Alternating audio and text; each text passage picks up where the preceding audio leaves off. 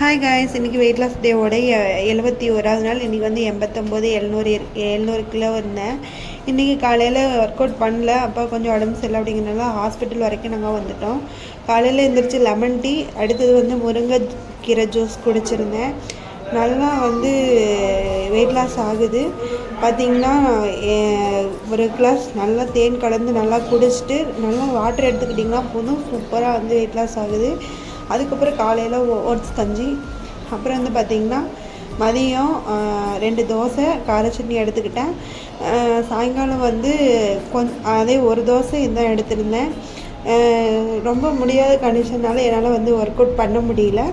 என்னோடய வீடியோ பிடிச்சிருந்தால் லைக் பண்ணிக்கோங்க, ஷேர் பண்ணிக்கோங்க, சப்ஸ்கிரைப் பண்ணிக்கோங்க, பெல் பட்டனை கிளிக் பண்ணிக்கோங்க. இது வந்து டெலிவரி அப்போ இந்த உடம்பு தான். இப்போ வந்து எனக்கு கல்யாணம் ஆனப்போ நான் இப்படி தான் இருந்தேன்.